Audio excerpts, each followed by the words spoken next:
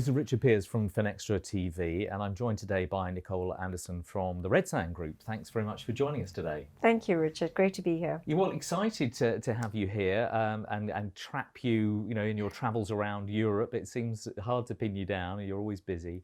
But I was excited to talk to you because we're talking about sustainable finance on this channel, and you're one of the sort of people to me that are really in the doing and the groundwork of actually achieving outcomes. So tell us a little bit about, first of all, before we learn about you and Redsand, about some of the projects you're involved in.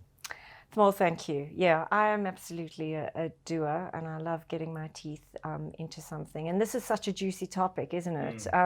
So, Richard, yeah, I mean, I'm actively involved in a number of ventures, because that's what we do at Redsand, which we can go into. But more practically, some of the kind of key case studies that I'm particularly involved in is looking at the financial issues and challenges associated with real businesses that are going through the green transformation. So to bring that to life, one project I've been intimately involved in bringing to market was actually looking at unlocking the sustainable real estate market in Scandinavia, how that could be accessible to whether it be individuals or institutions, using technologies like blockchain. So we hear a lot about technology, blockchain, and real estate combined, and what does that mean? But we actually did get ourselves right into the heart of that. And the primary value of that project was to try and actually make the whole fundraising process for the particular client in question much more efficient, right? And provide access to individuals, consumers, retail investors with the same experience that an institutional broker or investor would have in investing in property, and the tokenization and the liquidity and the opportunity for taking cost out of that particular opaque asset class was what we were tackling. But at the same time, because it was real estate and construction, looking at the use case of blockchain for tokenizing the supply chain meant we could create immense transparency of how capital was actually being deployed in the physical supply chain. And because this was all about green and being able to, number one, provide investors and institutional and consumers alike, but also stakeholders, regulators, and corporate partners and supply chain partners visibility of how that supply chain was operating, where the deficiencies were, where the holdups were. This was an amazing epiphany, right? Investors were sitting there thinking for the first time, not only is this asset class far more potentially liquid, based on the access to secondary markets, but actually I now know where my money is flowing to, right? I can actually see that, and I hand on heart, all right, I can actually be quite confident that if I'm seeing and investing in something green, that is value to me. Yeah, and that's really the magic, isn't it? Which is you've sort of keywords you said there, which is that I can see where my money's going. I can therefore manage the risk and the opportunity. I can also handle the illiquidity and so forth of certain asset classes.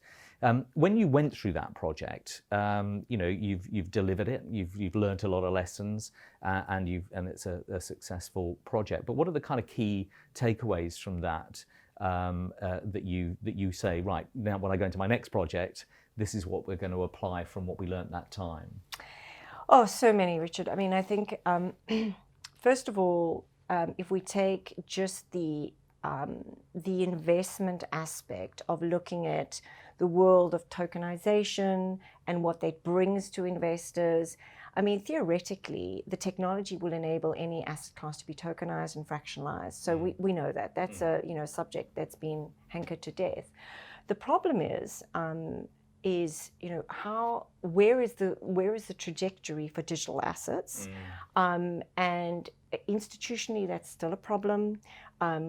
Just in Berlin this week, we were having a big debate about, which major markets, which major exchanges are going to lead the way, or is it going to be a newcomer into the world of, digital assets being able to provide liquidity in the form of a digital exchange, and there are players that are coming into the market. So one of the biggest issues was, well, this is all great, but if investors are still stuck for different reasons in investment holdings because they can't find liquidity in this new world of digital assets, well, that's no good, right? I mean, that's like pointless.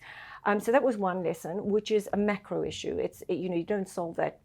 That has to be, it's a systemic issue for the industry as a whole, and great minds trying to figure that out.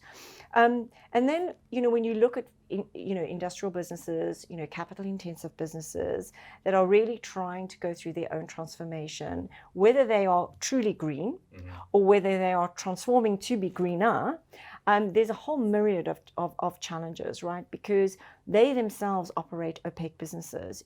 They may have the ethos of wanting to build a bridge or deliver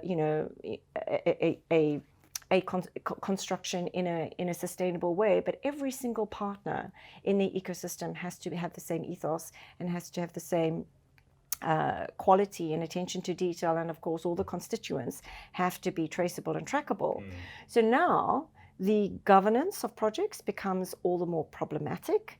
The areas of potential pitfall of regulation, brand protection and reputation are all tied up in a chain of participants. So what's very interesting, for me, is in this world of transition into a much more sustainable intent, you are not alone, right? Absolutely. You're not alone. You are connected. Everyone is much more connected than ever before, and everyone's, fumble or fall is potentially hugely impactful for you up the value chain. So those were the two big, insights I gained from this work. So that's really interesting. Great to get those lessons. Now, when you go back to Redsand Group and you've done these projects, you've learned these lessons, but what's the construct of the organisation? I'm not clear on terms of how you operate, because you seem to be involved in so many fascinating projects. How does it work? So Redsand is an incubator. I mean, that's probably the easiest word to describe it as of now. So we have been involved in incubating businesses, full businesses, based on mandates coming from corporates, generally financial institutions, but not always, to help them recreate themselves in the future, help them think about potential pitfalls, blind spots that they may have, but manifest that in, well, what's coming down the line? Could you create my competition of tomorrow? Could you create a spin-off for me that could teach us the mothership a few lessons? Yeah. So that was the construct of, take us into the future, but take us into the future with something that is viable, i.e. a real tangible business that has market traction.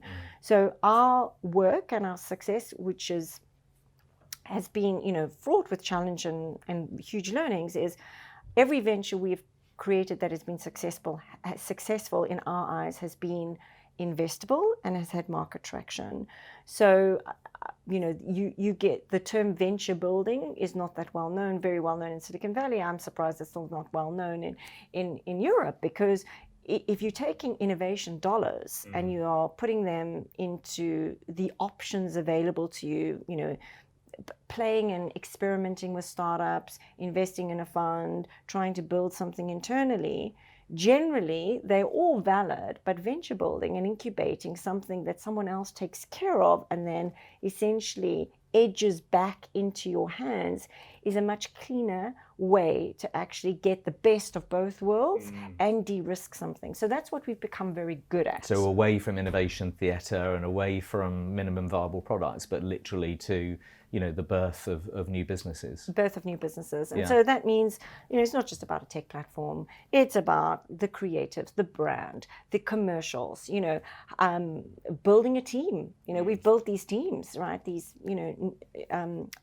satellite teams, and then let them, they've flown our nest, so to speak. Yeah. So that's been our model, and it's definitely one way to give huge value immediately. I mean, our successful ventures have all gone on to do amazing things. Some of them have been reabsorbed into corporates. Some of them have gone off to be complete, self-sufficient, high-growth businesses in various parts of the world. But I would say generally it's a 1 in 3 chance, and that's because there's so many areas. Launching businesses. Look at any SME business. Sure. Right? There are many pitfalls. So we've had like a 1 in 3 track record. Incredibly good. Yeah. And a lot of these, as we were chatting outside, are green businesses almost. You kind of reclassify them looking back over your shoulder. You didn't quite know you were going into that. Is that right? Yeah. So that's a great point. So I've always been very interested in financial inclusion. I know that's a word that's thrown around a lot, but I was born in South Africa. I grew up, traveling Africa, seeing, first of all, what, lack of access to just basic financial products meant, at the grassroots level. But then I was very fortunate in seeing this rise of, the African very entrepreneurial thinking in Africa, which is, of course, mobile money and what they taught the world. So I automatically geared myself to thinking in that line is, right, how do we support essentially the bottom portion of this financial pillar first and foremost, and then build on that. So most of our early ventures had a social impact quality to them. Peer-to-peer lending, mobile payments, merchant payments, all for the kind of informal segment, a little bit of investment management, and then we gravitated to more sophisticated plays. So that was ticking the kind of social impact box.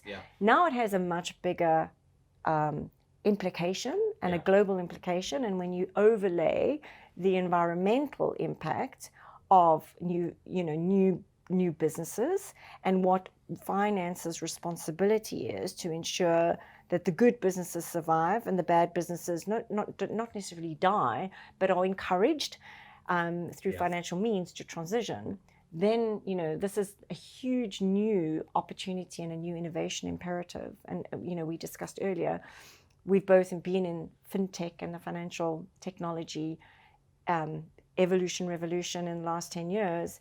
And they've been microcycles. We've gone through payments and lending and insurtech, etc. But now this is a macro cycle, and it's the biggest innovation imperative, I believe, that the financial community will ever see. And those corners, and they're very large corners, dare I say it, that have been immune to change, capital markets, asset management, insurance, reinsurance to a degree, are the most exposed, and therefore have the biggest opportunity and challenge, and this is where our work plays such an important role. So of course, after all that, I'm sure you've got more planned. What's next? So I've decided there's so much to do, and I want to get involved in so much.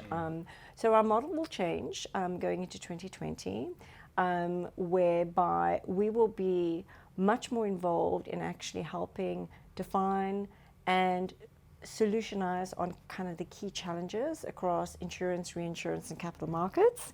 So something that, of course, Richard, I know you're very passionate about.